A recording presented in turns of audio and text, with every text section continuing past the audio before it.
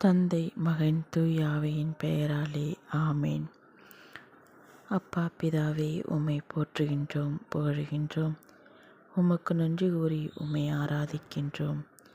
அன்பின் இறைவா, கடந்த நாட்கள் முழுவதும் காத்த உம்முடைய கிருபைக்காக நன்றி கூறுகின்றோம்.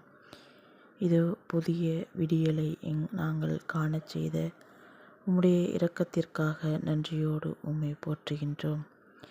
எனக்கெதிராக நீங்கள் இழைத்த குற்றங்கள் அனைத்தையும் விட்டுவிடுங்கள். புதிய இதயத்தையும் புதிய மனதையும் பெற்றுக்கொள்ளுங்கள் என்ற உம்முடைய வார்த்தையின்படி உமக்கு எதிராக நாங்கள் பாவம் செய்யாமலும் உமக்கு விரோதமாய் நாங்கள் குற்றம் செய்யாமலும் உம் நீதியின் பாதையில் நடக்க துணை புரியும். இதோ நாங்கள் தவகாலத்தின் 2ஆம் வாரத்தை கடந்து செல்ல இருக்கின்றோம்.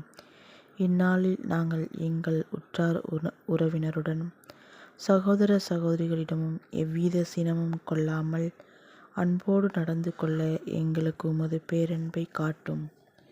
நீதியையும் நேர்மையும்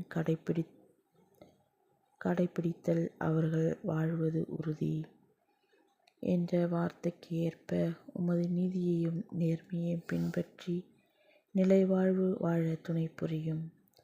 இந்நாள் முழுவதும் நாங்கள் கையிட்டு செய்கின்ற எல்லா வேலைகளையும் ஆசீர்வதியும். நாங்கள் போகும் பாதையில் எங்களுக்கு வழித்துணையாயிரும்.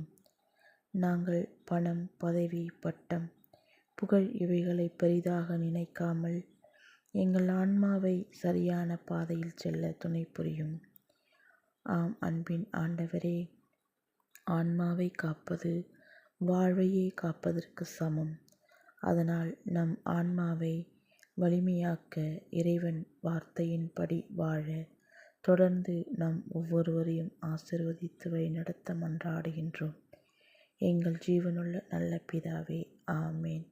இயேசுவுக்கே புகழ், இயேசுவுக்கே நன்றி. மரியே வாழ்க.